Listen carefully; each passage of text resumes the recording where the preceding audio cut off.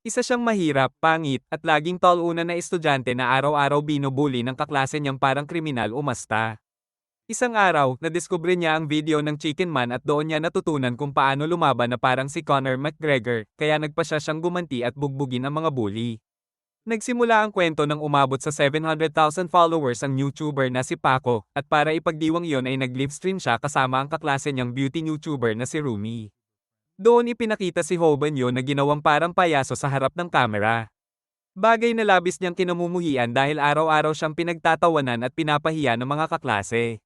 Bigla siyang inutusan ni Paco ng humiti kaya nagkunwari si Hoban na gustong-gusto niya ang ginagawa sa kanya kahit labag ito sa loob niya. Nangako rin si Paco sa mga manonood na may mananalo ng PlayStation 5 basta mag-subscribe pero alam ni Hoban na scam lang iyon. Pagkatapos ng livestream, nagkulong si Hoban sa banyo at doon niya naramdaman ang matinding galit at lungkot hanggang sa ayaw na niyang pumasok sa eskwela dahil kinamumuhian niya ang katotohanang kumikita ng malaki ang dalawang YouTuber sa pang-aapi sa kanya. Pagbalik niya sa classroom, bigla siyang inatake ng cameraman ni Paco na si Snapper gamit ang tinawag nitong Kung Fu Panda Kick. Isa rin si Snapper sa mga bully na kinamumuhian ni Hoban pero alam niyang mahina lang ito. Nang titigan niya si Snapper ng masama, bigla itong natakot at nagkunwaring walang nangyari, at naisip ni Hoban na kung wala si Paco ay wala ring silbi si Snapper. Habang nakabulagte siya sa sahig, narinig niyang nagpapasalamat si Rumi kay Paco dahil kumita raw sila ng 30,000 yen sa isang live lang, at nabigla si Hoban sa bilis ng perang kinikita nila. Sa sandaling iyon, pareho silang nag-isip ni Snapper na maging YouTuber rin. Tinanong ni Snapper si Paco kung ano ang kailangan para magsimula ng channel at sinagot siyang kailangan ng account ng magulang at bankbook.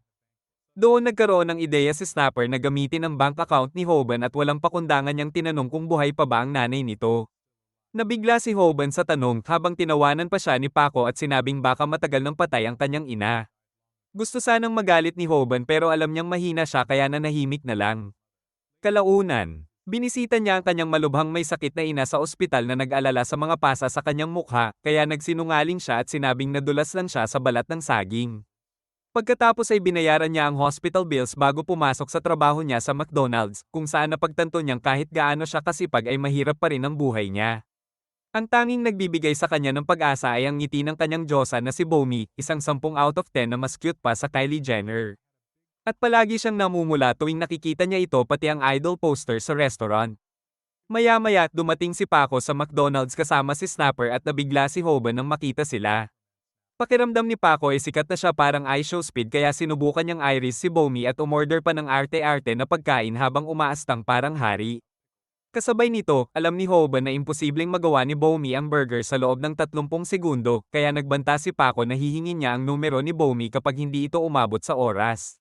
Biglang kumilos si Hoban at iniligtas ang crush niya sa pamamagitan ng pagsilbi ng isang Krabby Patty na walang pickles, kaya hindi nakuha ni Paco ang numero ni Bomi.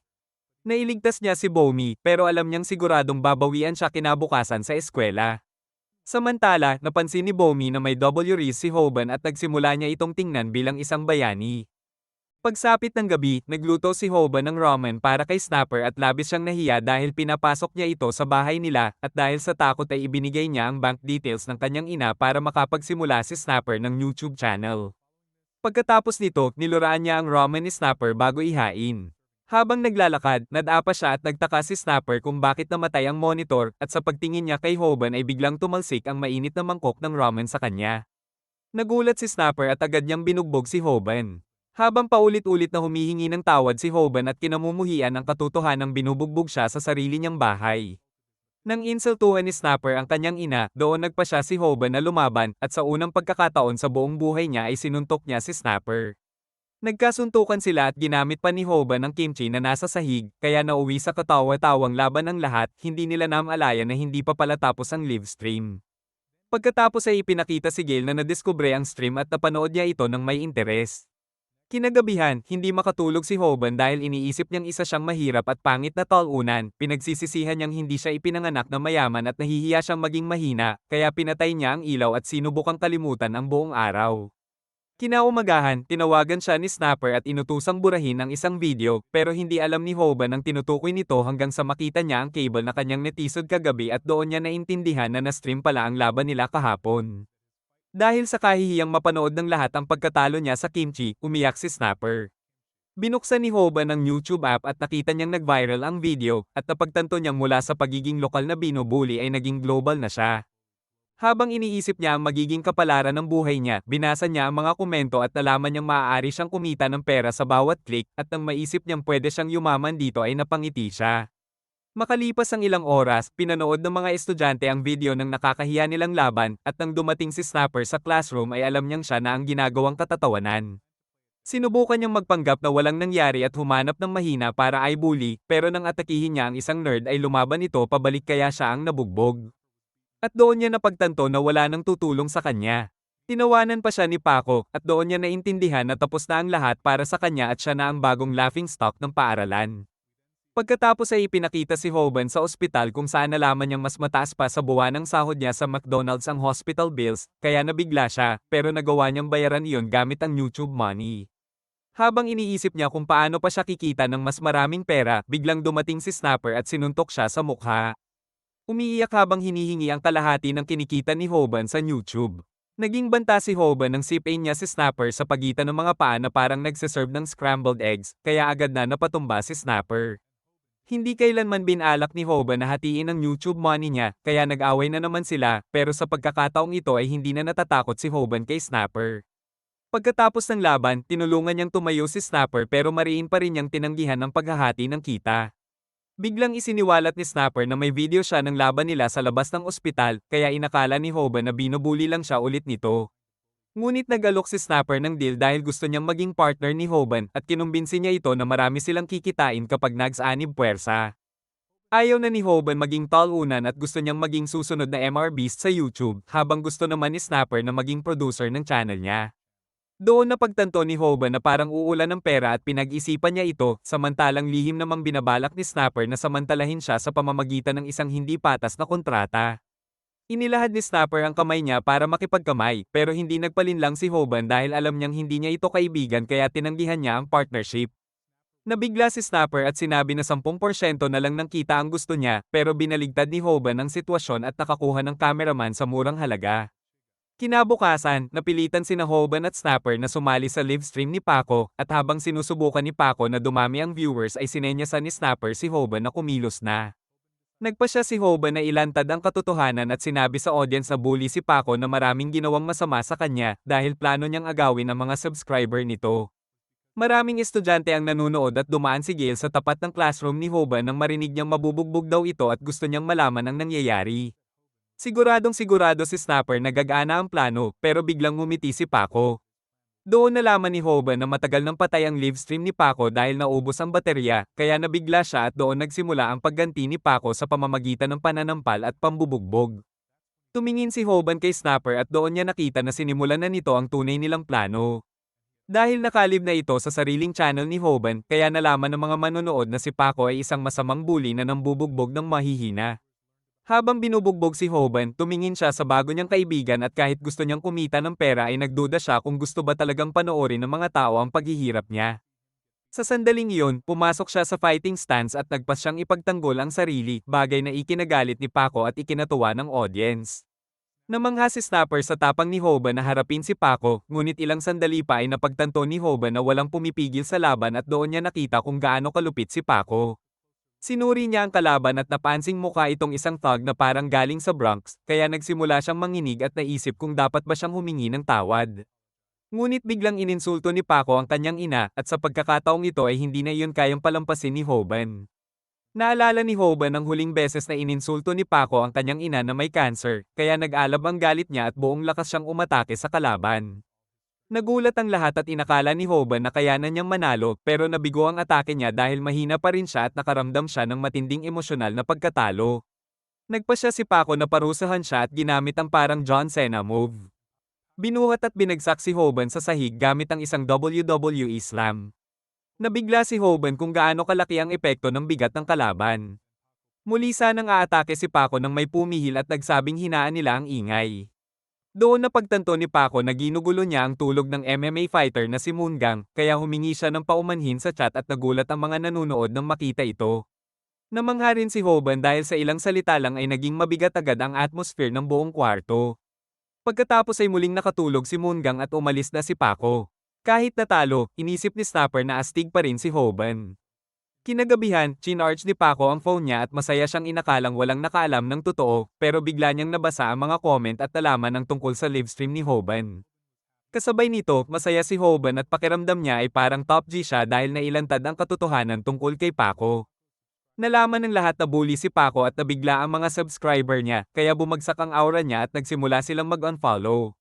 Makalipas ang ilang araw, naging usap-usapan ito sa media at tuluyang nalugmok si Paco, habang si Hoban naman ay patuloy na dummadami ang subscribers at lalo niyang pinangarap na maging susunod na MRBeast. Pagkalipas ng isang linggo, sinabi ni Snapper kay Hoban na ang magiging pangunahing content nila ay mga laban, pero may problema dahil para kumita sa ads ay kailangan niyang tumagal ng higit 1 minuto sa isang fight. Naintindihan ni Hoban na malaki ang problema at pinag-isipan kung paano siya tatagal ng lampas 3 minuto sa laban. Naghanap siya ng solusyon sa Google pero wala siyang nahanap at nalaman niyang matagal bago matutong lumaban. Bigla niyang naisip na maghanap sa YouTube at doon niya nakita ang KFC man na nagtuturo kung paano lumaban. Pinanood ni Hoban ang channel at nagulat siya dahil halos walang views ang mga video. Nagpakilala si Samdak at itinuro kay Hoban ang unang role at bigla nitong sinabi na tuturuan siya kung paano tumanggap ng suntok nang hindi nasasaktan. Naging kainahinala ito para kay Hoban at inisip niyang scam lang ang tutorial, kaya natulog na lang siya. Kinabukasan, pumasok siya sa McDonald's at nagpasya siyang mag-resign sa part-time job dahil hindi na sapat ang sahod niya para sa hospital bills ng kanyang ina. Nakita ang ilang part-timers na pinag-uusapan ng desisyon niya at nabigla si Bomi nang marinig na hindi na siya makakatrabaho ng kanyang bayani. Maya-maya, kinutya pa ng manager si Hoban dahil gusto nitong maging YouTuber. Pero biglang dumating si Bomi at sinabi niyang cool siya. Hiningi rin niya ang numero ni Hoban at nagpasalamat sa pagligtas sa kanya mula kay Paco. Sa mga sumunod na araw, nagkakachat sina Hoban at Bomi at hindi nawawala ang ngiti sa mukha niya. Tinanong siya ni Snapper kung bakit parang ang saya niya pero hindi niya binanggit si Bomi. Pagkatapos ay tinanong ni Snapper kung may solusyon na ba siya sa problema nilang pagtigil ng higit 3 minuto sa laban at naisip ni Hoban ang KFC man pero alam niyang masyado pa rin itong kainahinala. Nadismaya at nagalit si Snapper dahil wala pa ring nahahanap na solusyon si Hoban sa problema nila. Biglang lumitaw si Rumi at gusto niyang mag-livestream kasama si Hoban at nakumbinsi niya ito gamit ang pang-aakit at fame niya. Ilang sandali lang, dumating si Paco sa classroom at malinaw na gusto niyang gumanti kay Hoban. Sa sandaling iyon, naalala ni Hoban ang payo ni Samdak na dapat samantalahin ang emosyon ng kalaban dahil kapag galit ang isang tao, madalas ay basta na lang itong sumusugod. Nagulat si Hoban dahil totoo nga ang sinabi ni Samdak at doon niya napagtanto na tama ang KFC man. Nagpasya siyang subukan ng teknik na magpapahintulot sa kanya na tamaan ng hindi nasasaktan. Biglang nakialam si Snapper at inilabas ang kamera niya. Kaya huminto si Paco dahil ayaw na niyang mawalan pa ng subscribers. Dahil dito, umatras si Paco pero nagbanta pa rin siya at sinabing babawi siya balang araw. Nakahinga ng maluwag si Snapper dahil gumana ang plano niya habang si Hoban naman ay napaisip ng malalim at naunawaan na may matututuhan talaga siya sa mga tutorial ni Samdak. Pagkatapos ng klase, hinintay niya si Snapper para pag-usapan ang content nila at napagtanto niyang mas mahirap pala ang paggawa ng fight content kaysa sa inaakala niya. Pagkatapos, nag-message siya kay Bomi at napangiti, nagpapanggap na parang cool habang sinusubukang mag-slide sa DMs niya gamit ang sarili niyang diskarte. Biglang may lumapit na dalawang lalaki na nakapanood ng video ni Hoban, pinuri siya at nagkunwaring fans, pero ilang sandali lang ay napasubo siya dahil mga thug pala ang mga ito at balak siyang nakawan. Sinubukan ni Snapper na iligtas ang kaibigan niya at tumakbo papunta sa isa sa mga thug, pero nabigo siya at agad na nabugbog at nawala ng malay. Inutusan ng thug si Hoban na ibigay ang phone niya at nalungkot si Hoban dahil ninakaw ito bago pa siya makasagot sa message ni Bomi. Sinubukan niyang lokohin ang thug at iminungkahin kay Snapper na lang kunin ang phone dahil mas mahal ito pero biglang sinabi ni Snapper na naka-livestream na sila. Gusto ng audience na makita si Hoban na lumaban at bawiin ang phone niya. At sinabi rin ni Snapper na kikita sila ng malaking pera dito. Dahil doon, nagpasya si Hoban na lumaban at pagkakitaan ng livestream. Ilang sandali pa, humarap si Hoban sa thug na nagnakaw ng phone niya at inobserbahan ang kalaban, inaalam kung alin ang dominanteng kamay nito. Nang mapansin niyang right-handed ang thug, naghanda siya sa laban at sinunod ang aral ni Samdak na magpatama ng hindi nasasaktan. Biglang umatake ang kalaban at sinubak ni Hoban ang bagong teknik at naging matagumpay ito dahil wala siyang naramdamang sakit matapos saluhin ang suntok gamit ang kanyang noo. Nagulat si Snapper at inakalang tinamaan ng malala si Hoban pero wala itong naramdamang sakit kaya muling umatake ang thug. Biglang napagtanto ni Hoban na hindi siya makaka-react agad at inisip niyang matatamaan siya, pero pamalya ang suntok ng kalaban, kaya sinamantala ni Hoban ang susunod na aral. Nagsimula siyang gumalaw ng tuloy-tuloy at iwasan ang mga suntok ng madali, ikinagulat ito ng lahat at lalong nagalit ang thug. Habang umiiwas si Hoban, ginagamit din niya ang kanyang noo bilang panangga para hindi masaktan. Pagkatapos nito, hiningi niya ang kanyang phone at sinabing kailangan niyang mag-reply kay Bomi. Lutong-luto na si Hoban at humanga ang lahat dahil ang isang mahina at laging tall-unang lalaki ay nagawang tumayo laban sa isang thug. Ilang sandali pa, napagtanto ni Hoban na nagkamali siya dahil hindi niya napanood ang iba pang video para matutunan kung paano umatake, kaya nawalan siya ng pag-asa. Napansin ni Snapper na nagsisimula ng maging boring ang video at ayaw niyang mawala ng mga manonood, kaya naisip niyang itigil na ang laban. Biglang may nag-comment na mananalo si Hoban at naalala ni Snapper na ang subscriber na yon ay maraming alam tungkol sa mundo ng martial arts. Akala ng lahat ay matatalo si Hoban. Pero nag-comment ang subscriber na dapat nilang tingnang mabuti at itinuro nito na sugatan na ang mga kamay ng thug. Biglang tumigil ang kalaban at nagulat si Hoban dahil nanalo siya sa laban. Malubha ang mga sugat ni Hoban pero nabawi niya ang kanyang phone at agad niyang binalak na sagutin si Bomi at tanungin kung naliligo ba siya. Nalaman ng chat na wala talagang risk si Hoban pero masaya pa rin sila sa kanyang panalo. Dagdag pa rito, lalo pang lumaki ang channel niya at dumami ang kanyang subscribers. Makalipas ang ilang araw, natanggap niya ang unang payout niya at tuwang-tuwa siya rito. Tiningnan niya ang perang kinita niya at naisip kung dapat ba niya itong i-invest sa Bitcoin. Pagkatapos nito, gusto agad ni Hoban na gumawa ng mas marami pang video para mas kumita at maging sikat tulad ni Kai Cenat, pero sinabi ni Snapper na sinuwerte sila at hindi sila nakakuha ng yellow mark. Gayunpaman, ipinaalala ni Snapper na kailangan nilang mag-ingat sa proprietary censorship system ng YouTube. Maya-maya, nakita nila si Rumi sa harap ng convenience store na naka-livestream at bigla itong tumingin sa loob. Nagkaroon ng masamang pakiramdam si Snapper dahil natuklasan ni Rumi si Hoban at balak nitong gamitin siya para mas sumikat, pero nailigtas ni Snapper ang kaibigan niya.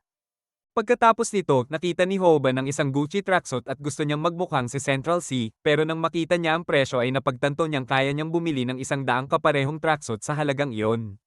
Wala siyang balak bilhin ito, pero pumasok si Snapper sa Gucci store at binili ang tracksuit, sinabing mga top G raw sila at kailangan din niyang gantimpalaan ang sarili niya. Pinag-isipan nito ni Hoban pero dahil palagi siyang broke ay nagpasya siyang huwag bumili. Bigla siyang nakatanggap ng mensahe mula kay Bomi at nagbago ang isip niya. Kinabukasan, nakita si Hoban na suot ang kanyang Gucci tracksuit at halatang kinakabahan dahil may date siya kay Bomi. Nagpasya siyang mag-livestream para kumalma, pero may mga nakakilala sa kanya at sinimulang sir-on siya, kaya napagtanto ni Hoban na hindi laging maganda ang pagiging sikat. Biglang may lumapit na isang babae na nagsabing fan niya ito, pero inakala ni Hoban na nagkamali siya dahil may gwapong K-pop star na nakatayo sa likod niya. Kaya napahiya siya at nakaramdam ng matinding emotional damage. Pagkatapos nito, nakilala ng K-pop star na si Jun si Bomi at sinubukan siyang i-raise, pero na-reject siya at natuwa si Bomi na makita si Hoban. Nagustuhan din niya ang tracksuit ni Hoban dahil magkapareho sila ng suot. Doon din nalaman na palaging naiinggit si Hoban sa mga sikat na estudyante dahil mahina siya sa academics at sports at ang tanging hiling niya noon ay maging kahit isang mahusay na manlalaban. Hinahangaan din ni Hoban si Monong dahil siya ang pinakamalakas at walang nangangahas manggulo sa kanya. Pero nang mapansin niyang masaya si Bomi na kasama siya, bigla na lang siyang tumigil sa pag-aalala. Pagkatapos ay makikita ang dalawa sa parke ng aksidenteng nahawakan ni Bomi ang kamay ni Hoban at sa sandaling iyon ay nag-daydream siya. Napanaginipan niyang kasal na sila ni Bomi at namumuhay ng masaya, may dalawa silang anak na mahal siya. Bigla siyang nagising mula sa kanyang pag-iisip at nagtaka si Bomi kung bakit tila lumilipad ang isip niya. Napahiya si Hoban sa harap ng crush niya at hindi sinasadyang nagdulot ng hindi pagkakaunawaan. Inakala niyang bored na si Bomi sa kanya at narinig pa niyang may magkasintahang sinisiraan siya dahil pareho sila ng suot ni Bomi. Alam niyang isa siyang talunan kaya hinubad niya ang tracksuit dahil ayaw niyang mapahiya si Bomi. Kalaunan, umorder sila ng strawberry parfait at sinubukan ni Bomi na bigyan siya ng mga senyales na gusto siya nito, pero hindi iyon napansin ni Hoban dahil wala siyang karanasan sa mga babae. Bigla na lang nagpasya si Bomi na umalis dahil inakala niyang hindi siya gusto ni Hoban. Bago siya tuluyang umalis, pinigilan siya ni Hoban at inamin na kinakabahan lang siya dahil hindi pa siya kailanman nakipag-usap sa isang kasing cute niya. Sinabi niya ang totoo at tumaas ang aura niya ng sobra. Sinundan pa niya ito ng pagsasabing siya ang pinakamagandang babae sa buong mundo, kaya namula si Bomi at natuwa dahil naging tapat si Hoban at nagpatuloy ang date nila. Samantala, pinapanood sila ni Gail at humanga siya sa katapatan ni Hoban. Pagkatapos, nakatanggap si Bomi ng tawag mula sa kaibigang kababata at napangiti si Hoban dahil pakiramdam niya ay parang boyfriend siya.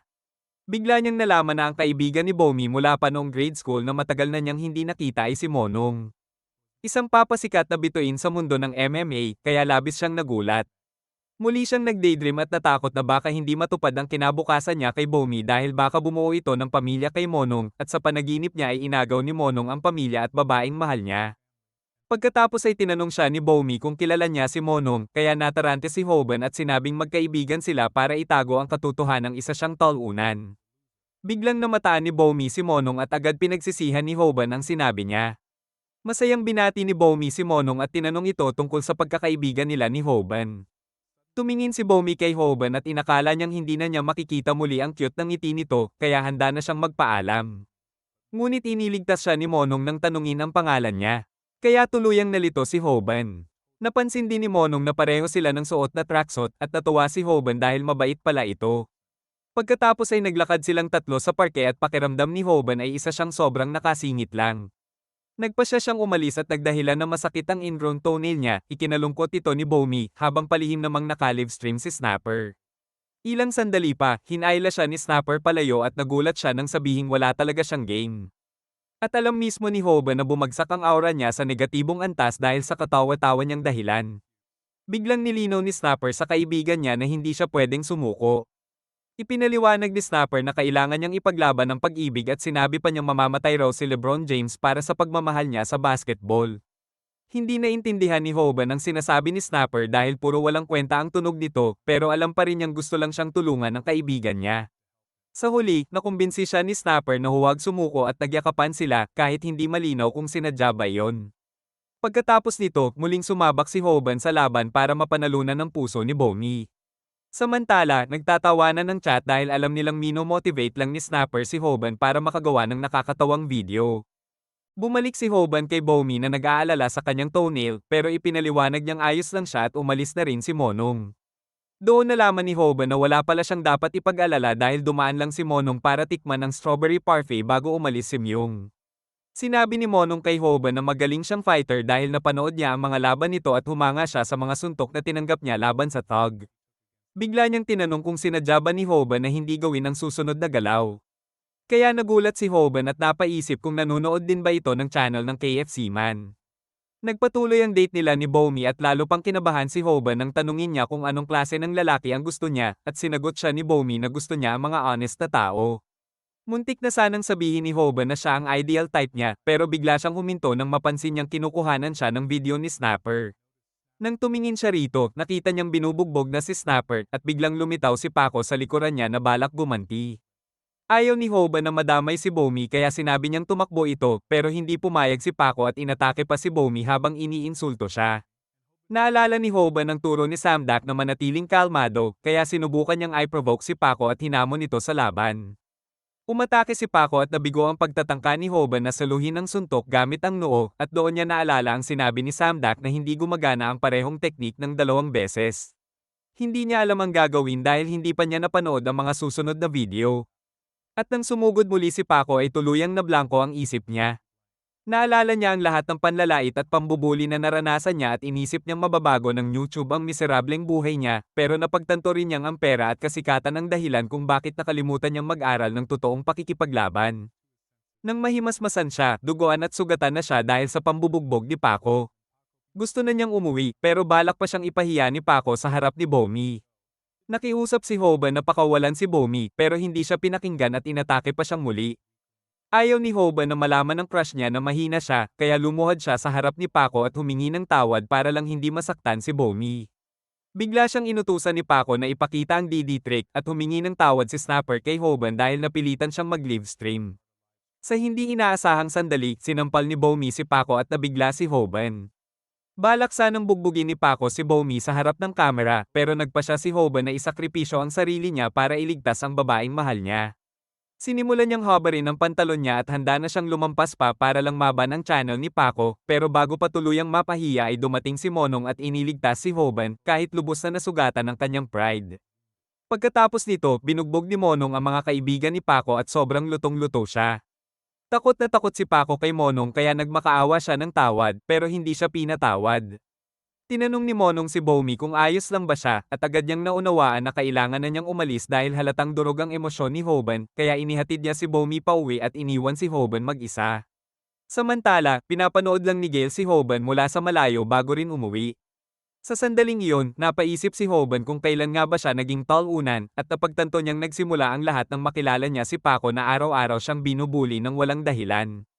Dahil kay Paco, natutunan niyang makita ang takot sa mga mata ng ibang tao. Doon tuluyang bumigay si Hoban at nagsimulang umiyak habang humingi naman ng tawad si Snapper. Makalipas ang ilang araw, nag-livestream si Paco para mas sumikat pa kaysa kay Kai Cenat at itinapat pa niya ang camera kay Snapper pero ang iniisip lang ni Snapper ay si Hoban dahil ilang araw na itong hindi pumapasok sa eskwela. Makikita rin si Bomi na paulit-ulit na tinatawagan si Hoban pero hindi siya sinasagot.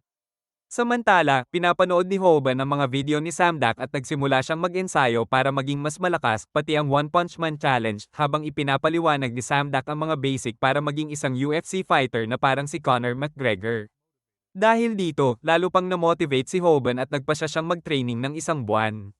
Pinatunayan ni Snapper na tunay siyang kaibigan nang babalaan niya si Hoban na manatili muna sa bahay pero hindi na natatakot si Hoban at desidido na siyang baguhin ang buhay niya. Ibinigay ni Hoban ang phone niya kay Snapper at doon niya napansin na nagsimula na ang livestream. Nalito si Snapper pero hiniling ni Hoban na kunan siya ng video, puno ng tapang habang hinahamon niya si Paco sa isang laban. Pagkatapos ay bumalik ang kwento ilang oras ang nakalipas kung saan binati ni Snapper si Rumi sa pag-abot ng 100,000 subscribers sa YouTube habang namimiss niya si Hoban na isang buwan nang hindi pumapasok sa eskwela. Kailangan din ni Snapper ng trabaho at gusto niyang maging producer ni Rumi pero biglang dumating si Paco at binubuli siya dahil best friend siya ni Hoban. Diring-diri si Paco kay Snapper at tinanong kung hindi ba siya nahihiya sa pagiging isang kawawang talunan. Minamaliit siya ng lahat at alam mismo ni Snapper na isa siyang talunan na walang kaibigan. Pagkatapos ay sinimulan ni Paco ang livestream niya at umabot na siya sa 900,000 subscribers, parang school gangster na PewDiePie, habang naiinggit si Snapper dahil pababa ng pababa ang views at subscribers niya. Nagkaroon ng ideya si Paco na kunin si Hoban at i-bully ito sa eskwela bago mag-livestream. Ayaw sanang ipagkanulo ni Snapper ang kaibigan niya, pero ayaw na rin niyang mabully pa. Kinahapunan, binisita niya ang ina ni Hoban sa ospital para alamin muli ang address nito, at doon nalaman ni Snapper na hindi alam ng nanay ni Hoban na hindi na ito pumapasok sa eskwela. Kahit may konsensya, ibinigay niya kay Paco ang address ni Hoban, pero kinabukasan ay nagbago ang isip niya at nagpasya siyang hindi ipagkanulo ang kaibigan kahit mabuli siya ni Paco habang buhay. Sinubukan niyang babalaan si Hoban na manatili sa bahay para hindi ito mapatay ni Paco, at doon muling pinatunayan ni Snapper na isa siyang tunay na kaibigan. Ngunit hindi na natatakot si Hoban at desidido na siyang baguhin ang buhay niya, kaya muli niyang ibinigay ang phone kay Snapper habang nagsisimula ang livestream. Nalito at nag-alala si Snapper para sa kaibigan niya habang sabik na sabik naman ang mga manonood at doon niya napansin na may nakasulat na mga paalala si Hoban sa kamay niya para magmukha siyang cool. Habang umatake si Paco, nagawa ni Hoban na saluhin ito. Biglang nagsimula siyang gumalaw at tinutukso siya ni Paco pero nang umatake ulit ito, naalala ni Hoban ang napanood niyang video ni KFC Man. Natutunan niyang hindi na epektibo ang parehong mga moves pero gusto niyang makita muli si Bomi kaya nagpasya siyang mas pag-aralan pa ang pakikipaglaban. Umiiyak siya ng ilang araw at napagdesisyonan na panoorin ang susunod na fight lesson video ni Samdak. Ipinaliwanag dito kung paano tatalunin ni Hoban ang karaniwang tao sa laban.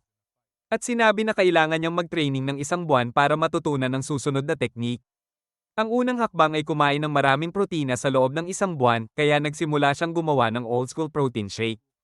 Napakasama ng lasa at inakala niyang mamamatay siya, pero natuklasan niyang maaari rin siyang bumili ng whey protein ni Ronnie Coleman. Ang ikalawang hakbang ay ang willpower para mula zero ay maging superhero. Pagkatapos, natutunan niya ang step 3 kung saan dapat palakasin ang stamina sa pamamagitan ng paglangoy, pero sa halip na pumunta sa swimming pool, nagtraining siya sa public bath. Mukha siyang katawa-tawa, pero patuloy pa rin siyang nag-ensayo at umaasang lalakas ang kanyang katawan. Pagkatapos ng kaunting pahinga, napagtanto niyang walang malaking pagbabago sa katawan, pero ipinagpatuloy niya ang pagpapalakas ng muscles. Sa wakas, ipinaliwanag na rin ni Samdak ang espesyal na teknik sa kanya. Makikita rin ng isang interview ng UFC fighter kung aling move ang pinakamabisang gamitin ng beginner. Sinabi niya na hindi ito boxing move, kundi kailangang ilagay ni Hoban ang buong bigat sa mga paa, mag-ikot, at i-convert ang buong katawan sa rotating kick.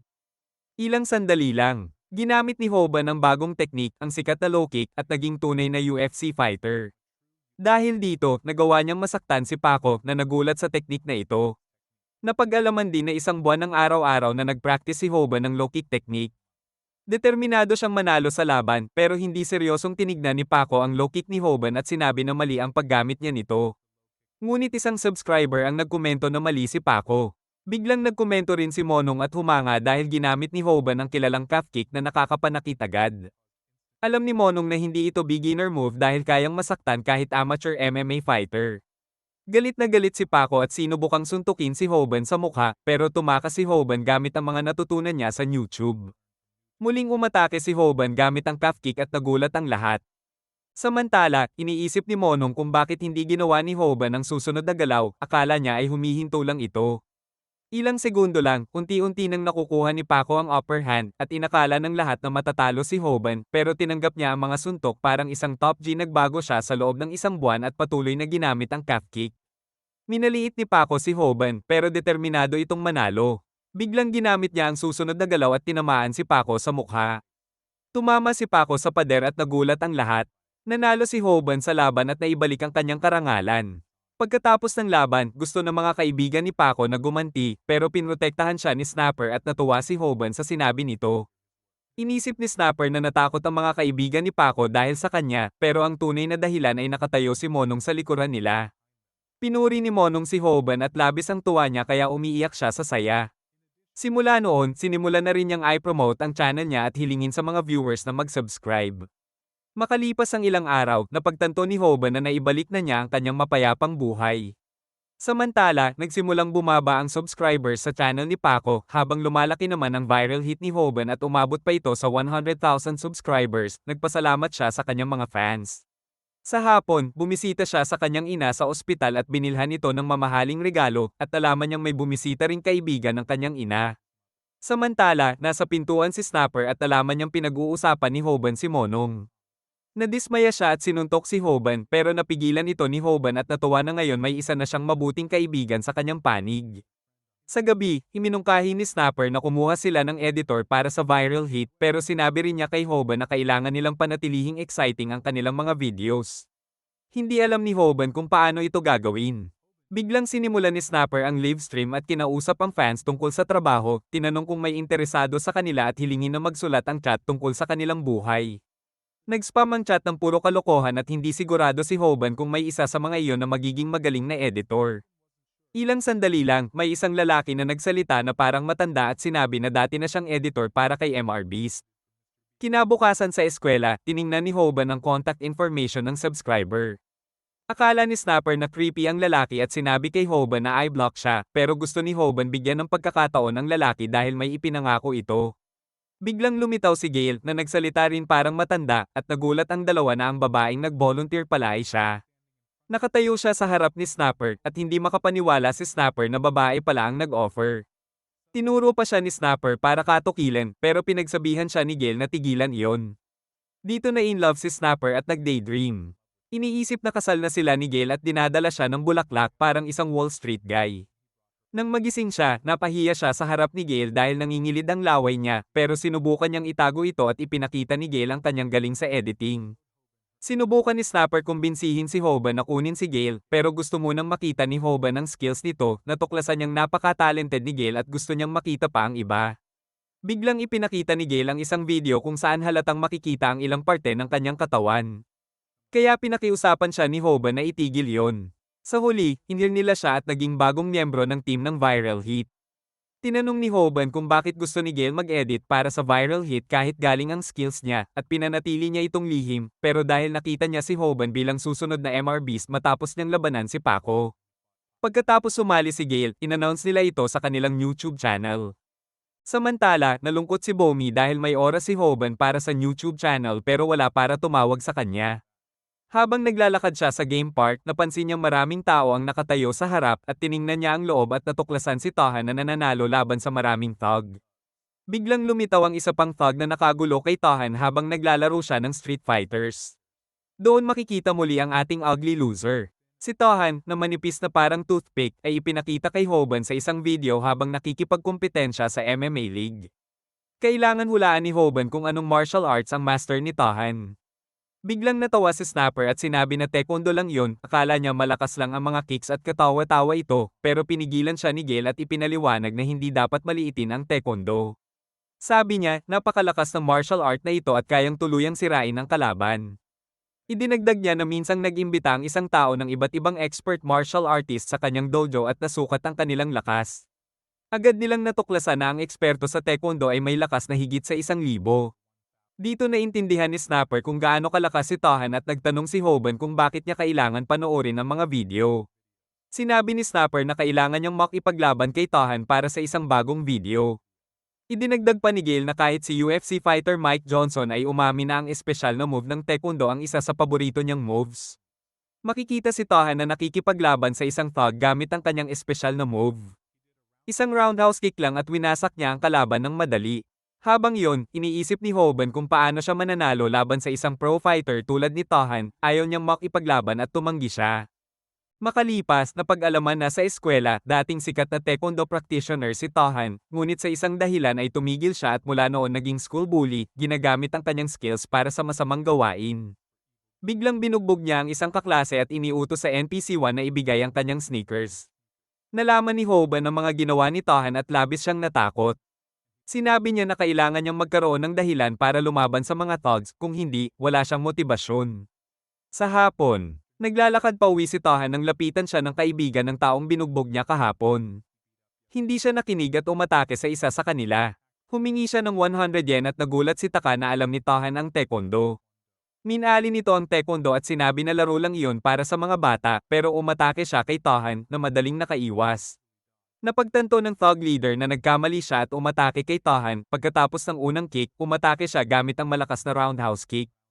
Wala siyang pagkakataon at hindi niya na-block ang suntok. Humingi si Tahan ng 100 yen at iniutos sa NPC na binugbog niya kahapon na ibigay ang pera.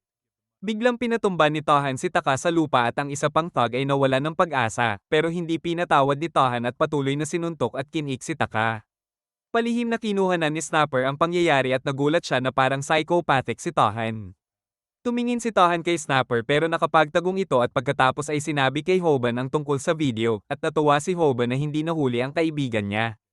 Biglang lumitaw si Tahan sa harap nila at alam ni Hoban na papatamaan sila. Sinubukang kausapin ni Snapper ang mga ito, pero dumating si Gale para protektahan ang kanyang mga kaibigan at tinakot si Tahan na baka bugbugin niya ito. Akala ni Hoban na lalala ang sitwasyon at natakot si Gale kay Tahan, pero nasa panganib sila at sinubukan nilang makalabas. Biglang sinabi ni Tahan na narinig niya na gusto siyang labanan ni Hoban at sinimulan niyang saktan si Snapper at gusto ang YouTube channel ni Hoban. Dito naintindihan ni Hoban na hindi ordinaryong thug si Tahan, kinukuha niya ang mga kaibigan ng kanyang biktima bilang hostage para makuha ang gusto niya. Ilang sandali pa, malubhang nasugatan si Snapper at tumanggi siyang ibigay ang YouTube channel ng kaibigan niya. Biglang tinakot ni Tahan si Hoban at naramdaman ni Hoban na lampas sa kanyang kakayahan ang kalaban. Sa kabila nito, sinubukan niyang magpatama ng calf kick, ngunit pamala ang unang atake. Sinundan niya ito ng overhand hook, pero hindi rin ito umubra. Ayaw ni Hoban na mabugbog ni Tahan at hindi niya alam ang gagawin. Bigla siyang sinampal at naisip niyang isuko ang kanyang YouTube channel para iligtas ang kanyang mga kaibigan. Pagkatapos, nasa ospital sila at napansin niyang bigong-bigo si Snapper. Inisip ni Hoban na tama ang ginawa niya, ngunit tutol si Snapper sa desisyon. Sinabi ni Snapper na ayaw niyang isuko ang viral hit. Dagdag pa niya, naging inspirasyon niya si Hoban nang talunin ng isang tulad niyang loser ang isang high school gangster. Tinanong niya kung wala bang pride si Hoban. Sumagot si Hoban na wala siyang pride at hindi ordinaryong thug si Tahan dahil isa itong pro martial artist. Natakot si Hoban at alam niyang wala siyang tsansang manalo. Umalis siya ng silid at sa parehong oras dumating si Gale. Pinilit ni Snapper na itago ang lungkot niya at pinauwi si Gale, sinabing kailangan niyang magpahinga. Nang makaalis si Gale, umiyak si Snapper sa galit dahil napahiya siya sa harap ng kanyang crush.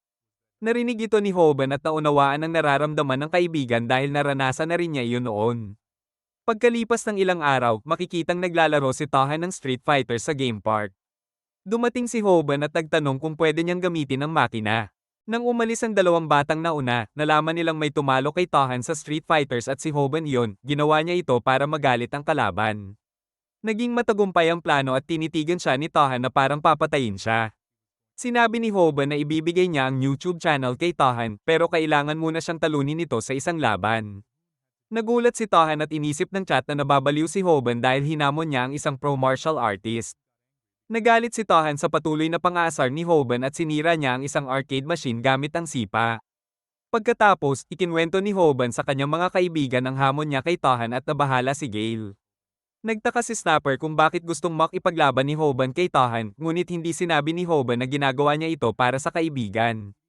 Umuwi siya agad at nanood ng KFC Man para matuto ng bagong fighting techniques. Sa Lesson 3, itinuro kung paano tatalunin ng isang ordinaryong tao ang isang taekwondo fighter. Matapos ang unang ehersisyo, pinagawa siya ni S-Doc na isipin ang laban-laban sa isang taekwondo fighter.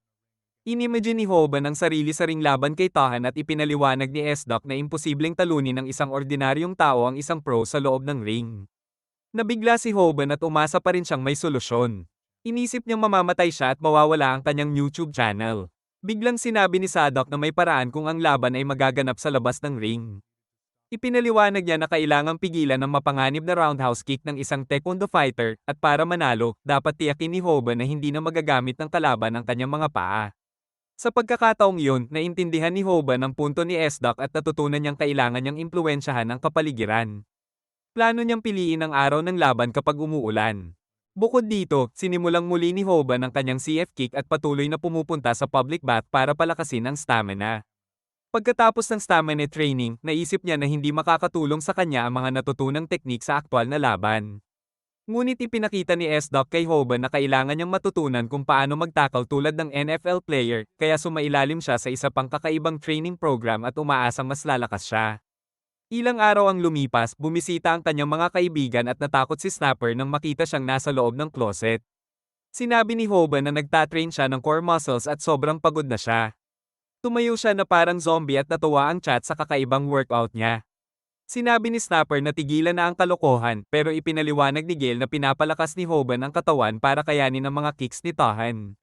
Ninais ni Gale na tulungan si Hoban sa training at sobrang nasaktan si Hoban, naiinggit si Snapper at kinuha na niya ng video si Hoban na pinapak ng tiyan.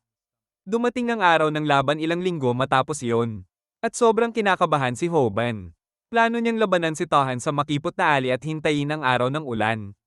Iniulat ng weather forecast na uulan sa mga susunod na araw. Sa eskwela, sinabi ni Snapper na mali ang forecast at nagulat si Hoban dahil hindi nagagana ang plano niya. Desperado siya at inisip na muli siyang mabubugbog ni Tahan, naalala rin niya ang pagkahiya niya dahil kay Paco, kaya nagsimulang tumakbo pa uwi sa takot. Makikita si Tahan na nanonood ng livestream ni Hoban. Ilang sandali lang, lumitaw si Hoban sa toilet at sinabuyan niya si Tahan ng baby oil habang umiihi ito.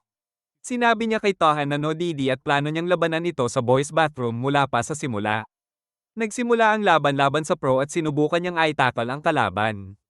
Biglang sinuntok ni Tahan si Hoban sa mukha at tumingala sa kanya at nagulat si Hoban na malakas rin pala sa mga suntok si Tahan. Samantala, nag-aalala sina Snapper at ang mga fans dahil tila nasusuntok si Hoban. Hindi sumuko si Hoban at umatake gamit ang malakas na calf kick. Napansin ng chat na naka-water shoes siya, kaya nagawa niyang mag-kick nang hindi nadulas sa baby oil. Natuwa si Hoban sa kanyang binili dahil hindi siya nadulas. Ngumiti siya sa kamera at naniwala na kaya niyang manalo. Ngunit napansin niyang napakabilis ng kalaban at naghanda si Tahan sa atake. Nagtaka si Hoban kung bakit hindi nadulas si Tahan. Tinamaan siya sa mukha at hindi nakaiwas sa mga atake.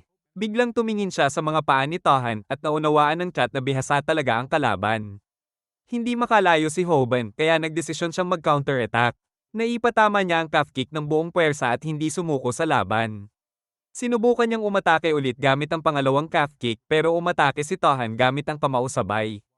Nagtataka si Snapper kung bakit patuloy na sinasabi ni Hoban ang teknik niya bago umatake at biglang naisip niya na baka plano ito ni Hoban tulad ng laban nila kay Paco.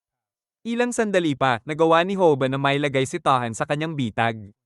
Biglang ginamit ni Hoban ang teknik na pinagpraktisan niya ng isang buwan. Napabagsak niya si Tahan muli at plano niyang tapusin ito sa pagkakataong iyon. Pinukos niya ang lahat ng lakas niya at sinimulan ng kanyang final attack. Nagulat si Munang dahil ginamit ni Hoban ang perfect baseball choke. Nakaranas ng emotional damage si Tahan dahil tiningnan niya si Hoban bilang laruan pero ang mushroom head na dati mahina ay nakapang-ibabaw sa kanya. Naalala rin niya ang araw na tinalo siya ng UFC fighter na si Munang. Nagsimulang mag-tap out si Tahan at naunawaan ni Snapper na panalo na ang kaibigan niya. Binati niya si Hoban pero hindi pa niya naamalayan na natapos na ang laban. Ito ay dahil sa adrenaline sa katawan ni Hoban at muntik na niyang mapatay ang kalaban. Pinigilan siya ni Snapper ngunit nagbilang si Hoban hanggang 10 dahil itinuro ni S-Doc na huwag kailanman pababayaan ang guard. Nang makabuo siya ng 10, wala nang malay si Tahan. Naalala ni Tahan ang pag-abot kay Munang matapos ang kanyang huling MMA fight. Nang magising, nagtanong siya kung ano ang ginagawa ni na Hoban at Snapper. Sinubukan siyang saktan, pero sinabi ni Hoban na nag-aalala siya at iniabot din niya ang relo kay Tahan. Mahalaga ang relo kay Tahan at ito ang nagpatigil sa kanya, umamin siya ng pagkatalo bago umalis, ngunit tinakot pa rin si Hoban at ayaw niyang ipakita ang respeto niya. Pagkatapos, nagsimulang kumilos ng kakaiba si Hoban, sinabi na siya'y pawisan, at nag-advertise ng body spray habang mukhang diditoy, kaya naidagdag ang advertising at nagtapos ang viral hit stream. Sa gabi, inayos ni Gail ang live stream at ginawa itong kahangahangang video na may maraming effects at emojis. At naging viral ito. Makalipas ang ilang araw, umabot si Hoban sa 190,000 subscribers at nagpasalamat sa kanyang mga fans. Ilang araw matapos yon, makikita si Bomi sa WD Donalds habang pinapanood ang bagong upload ni Hoban. Biglang may malaki at matangkad na lalaki na lumapit sa kanya at sinubukang risin siya sa pamamagitan ng pag-order ng 100 Krabby Patties. Dinala niya kay lalaki ang 100 Krabby Patties, humingi ng number, pero tinanggihan at umalis ang lalaki. Mukhang nalungkot si Bomi dahil hindi pa siya tinatawagan ni Hoban. Samantala, sa Chinatown, nahirapan ng ilang tao sa pagdadala ng 200 kilo na baboy. Biglang lumitaw si Hang Ming at madali niyang naitaas ang mabigat na baboy sa kanyang balikat. Pinapanood niya rin ang viral hit at plano niyang bugbugin si Hoban para maging viral siya. Pagkatapos, makikita si Hoban sa school na masaya dahil viral ang kanyang latest video. Napansin ni Snapper na mas matatag si Hoban kaysa sa itsura niya dahil mabilis siyang nakabawi mula sa laban. Sinabi ni Hoban na sa pagbabalik niya ng relo kay Tahan, hindi siya masama at hindi tulad ng ibang thugs na nananakot sa kanya noon. Ngunit nang malaman na maraming girls ang crush kay Tahan dahil sa kagwapuhan nito, binalik ni Hoban ang sinabi niya hindi na siya naniniwala na mabait si Tahan dahil naiinggit siya. Sa hapon, nakita si Gail at nagulat sa kanyang desk. Biglang dumating ang ilang thugs mula sa kanilang klase at pinagtawanan si Gail. Nagsimula silang mag-livestream at plano nilang gamitin siya para sa prank videos. Sinubukang pigilan ni Gail ang mga thugs pero itinulak siya sa lupa. Tumanggi rin ng mga ito na i-delete ang video at sinimulang pagtawanan ng fighting techniques ni Hoban. Nagalit si Gail at umatake sa isa sa mga thugs pero nabigo ang kanyang atake. Pagkatapos, 2 babae ang sumugod sa kanya at nagsimulang mang-insulto. Kaya siya ay umiyak at nabuli. Sa sandaling iyon, dumating si Snapper pero wala siyang nagawa at nabugbog siya. Pinagtawanan siya ng mga lower class thugs at may isa na plano pang sampilin si Gail. Biglang lumitaw si Hoban at sinubukang pigilan ng leader. Tiningnan siya ng leader pero tinawanan dahil maliit si Hoban. Hindi alam ni Hoban ang gagawin at nagtanong kung ano ang problema nila. Ngunit tinanong siya ng leader kung gusto niyang makipag-spar at sinimulang humiliate si Hoban. Nagalit siya at na-realize na wala silang laban kay Tahan. Pagkatapos, nagpakitang cool si Hoban at humingi ng 100 yen gaya ni Tahan. Hindi makapaniwala ang mga thugs at ibinigay sa kanya ang 100 yen nang hindi nagrereklamo. Sinubukan ng leader na umatake kay Hoban pero dumating si Top G Munang at iniligtas sila. Masaya sina Hoban at ang kanyang mga kaibigan dahil huminto ang laban. Napansin ni Snapper na may sama ng loob si Gail laban sa mga bullies at nalaman nila na prank video pala ang ginagawa ng mga thugs. Ipinaliwanag ni Snapper kay Hoban na kailangan nilang mag-higanti dahil pinasama nila si Gail. Tinangka ni Hoban na pasayahin si Gail at namula ito sa tuwa. Sa gabi, natulog si Hoban at naalala ang sinabi ni Munang. Nagpasalamat siya kay Munang sa tulong at sinabi ni Munang kay Hoban na tawagan na si Bomi. Nahihiya siya dahil na-embarrass siya sa harap ni Bomi. Nakita naman si Gail na parang pervert dahil iniisip niya kung paano iniluwa ni Hoban ang sarili para iligtas siya. Nag-text siya kay Hoban at plano niyang seduce siya. Ilang oras pagkatapos, nagtrabaho si Bomi sa Wad Donalds at natakot dahil araw-araw nakatingin si Hang Ming sa kanya na parang creep. Biglang lumitaw si Hoban at umorder ng strawberry parfait na may baby oil flavor. Nalaman niya na galit talaga si Bomi sa kanya. Naintindihan ni Hoban na hindi siya dapat nag-ignore sa kanya ng 2 buwan. Pero nahihiya siya dahil kinailangan niyang maghubad sa harap niya noon.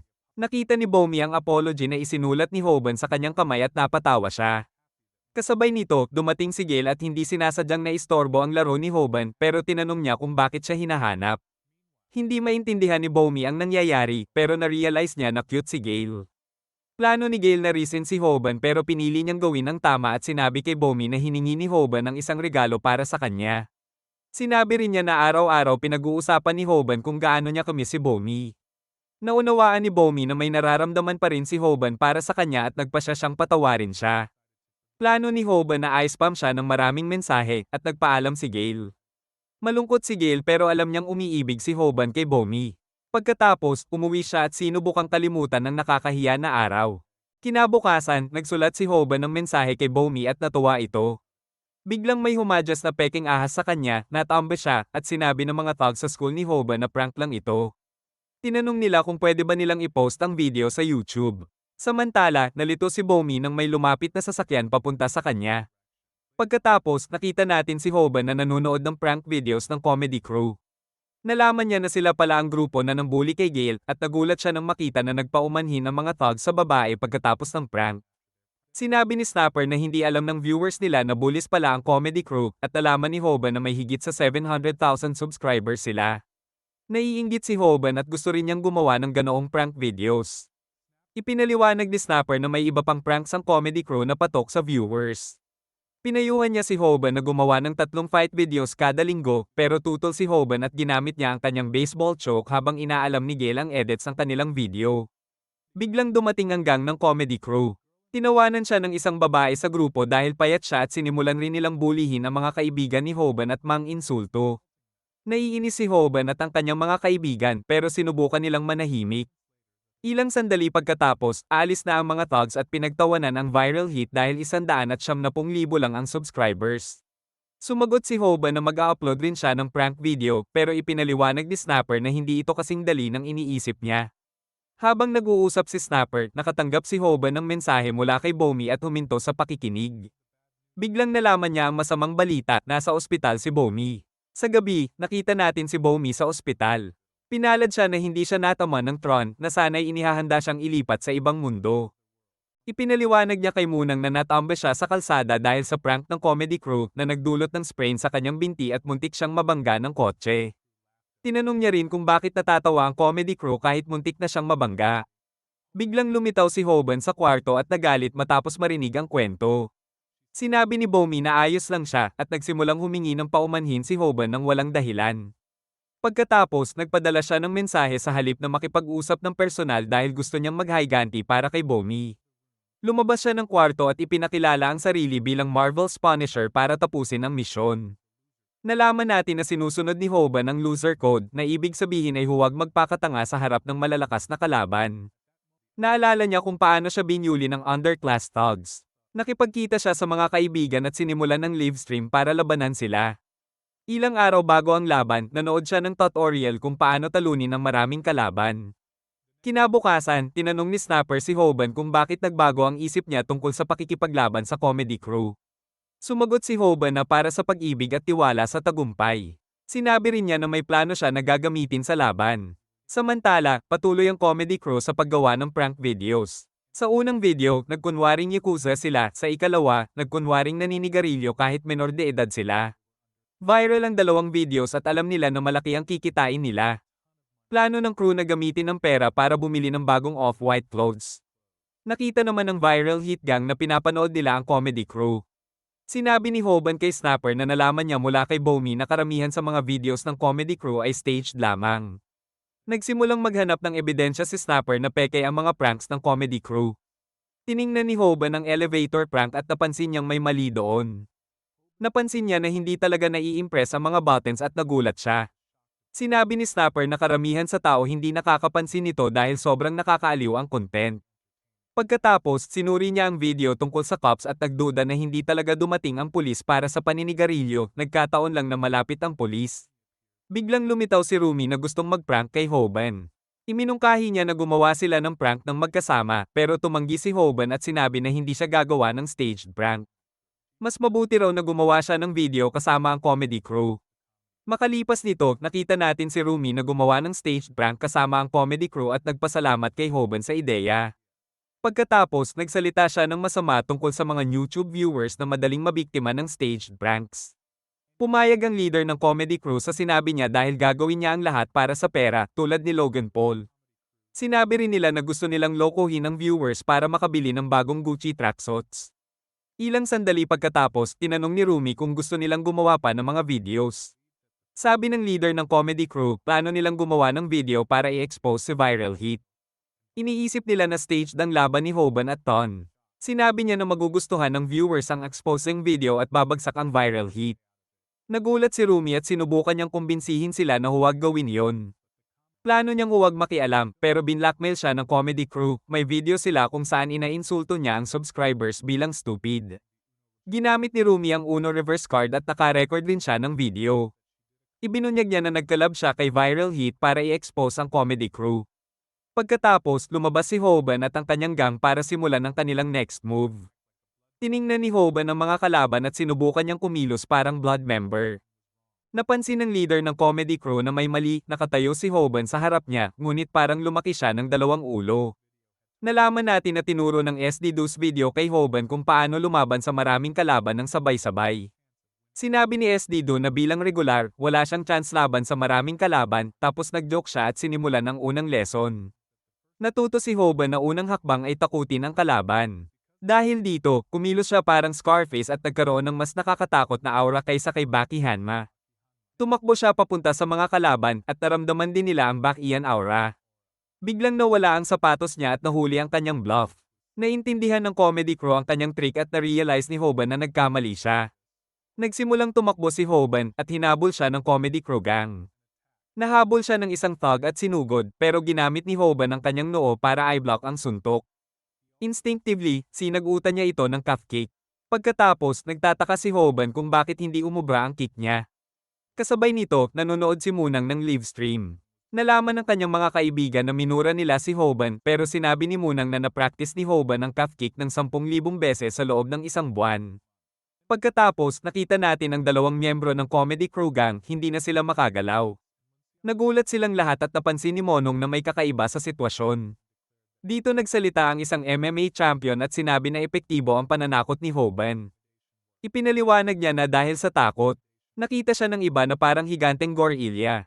Bigla, nagsimulang magmukhang matindi si Hoban at ramdam na niya ang thrill sa pakikipaglaban. Ngunit biglang pumasok si Gale sa laban at nagbanta sa comedy crew na saktan ng isa sa kanilang mga kaibigan. Natakot ang leader at nagdesisyong umatras. Nagtaka si Gale kung bakit hindi nakipaglaban ang boyfriend niya at umatras lang.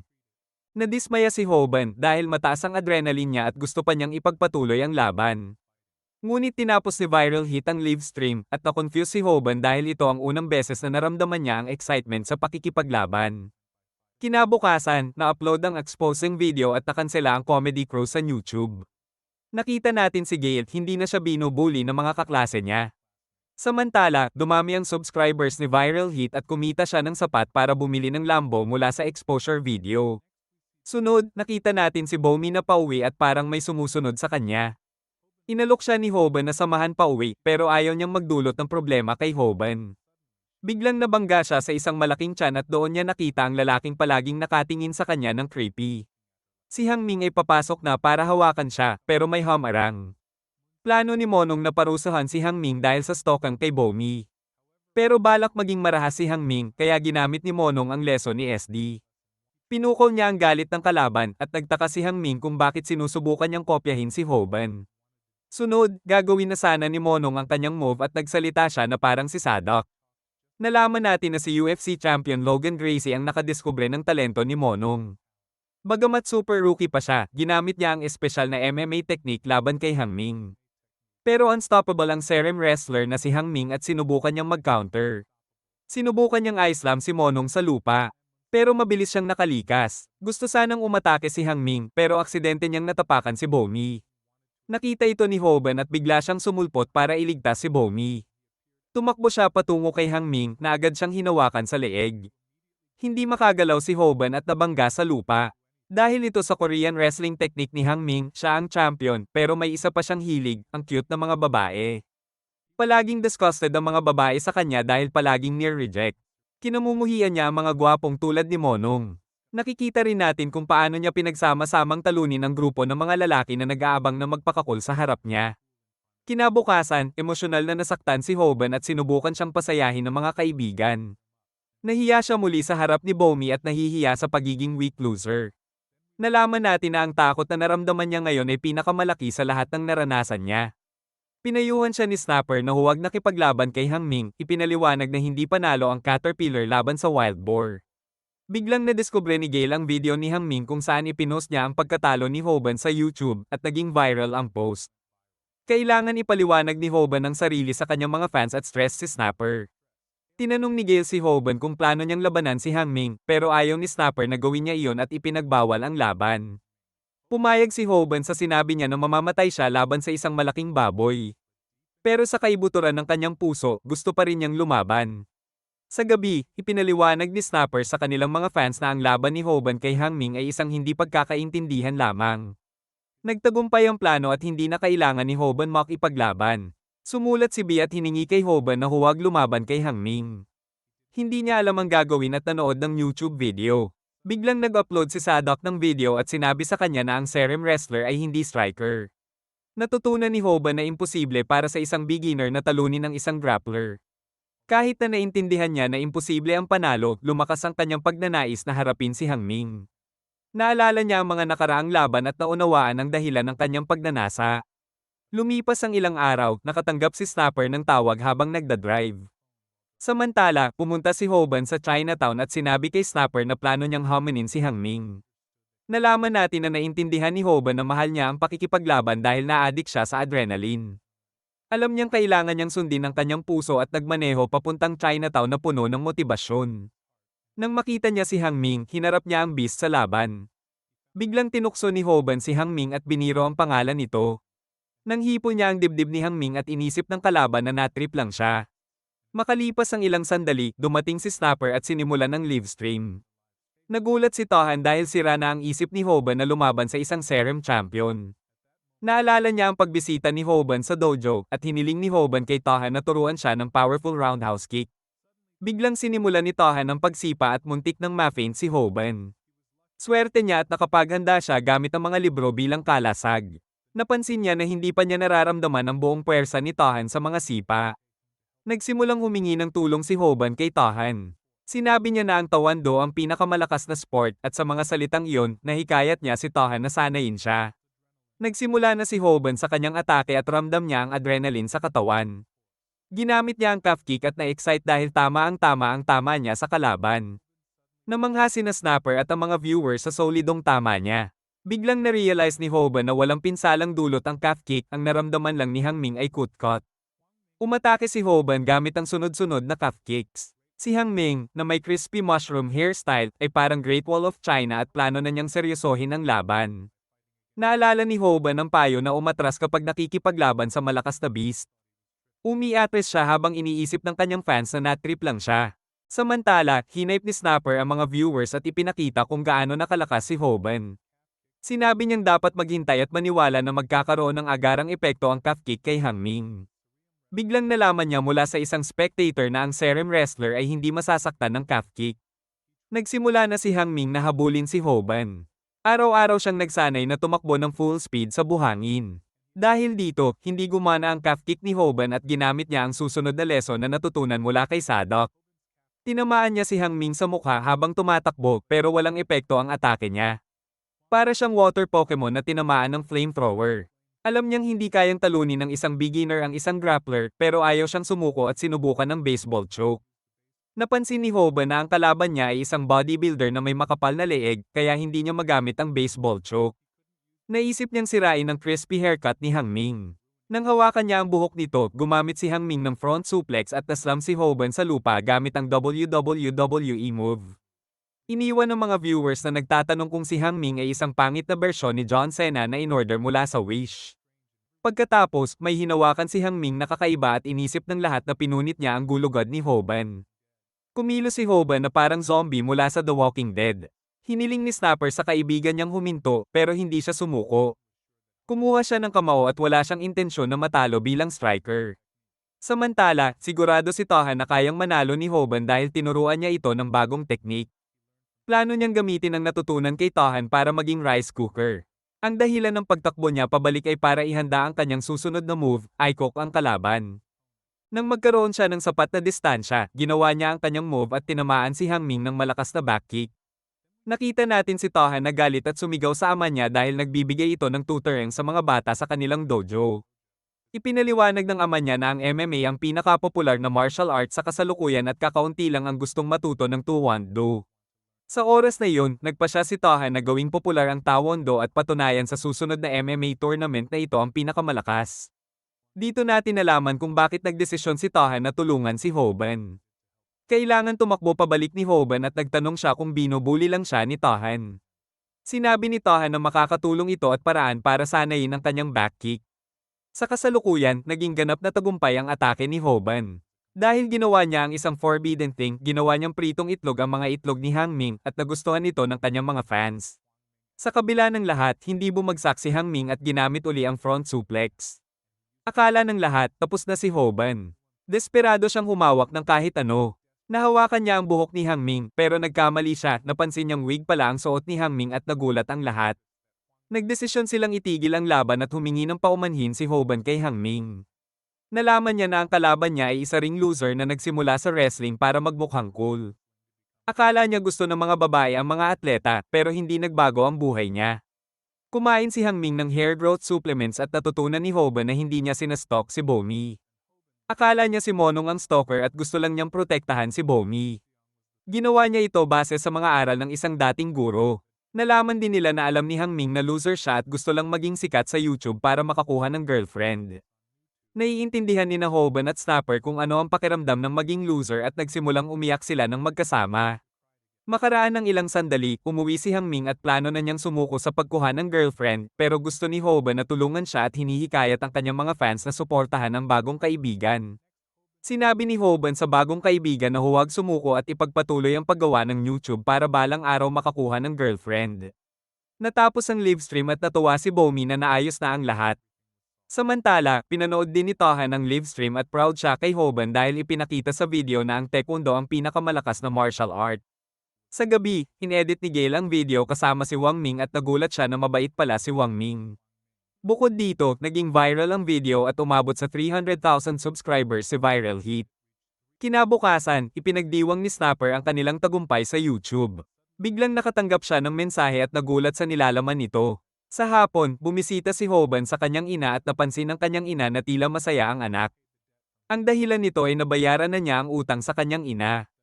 Makalipas nito, nalaman niyang may gustong kausapin siyang nurse. Ilang sandali pa, nalaman ni Hoban na maaaring gumaling ang kanyang ina matapos ang operasyon. Naluha siya sa tuwa at plano niyang bayaran agad ang gastos. Sinabi rin niya kay Bomi ang magandang balita at natuwa ito para sa kanya. Pagkatapos, nakita natin ang mga kaibigan ni Hoban at sinabi niya kay Snapper ang balita. Binati siya ni Snapper at nagsimulang ngumiti si Hoban.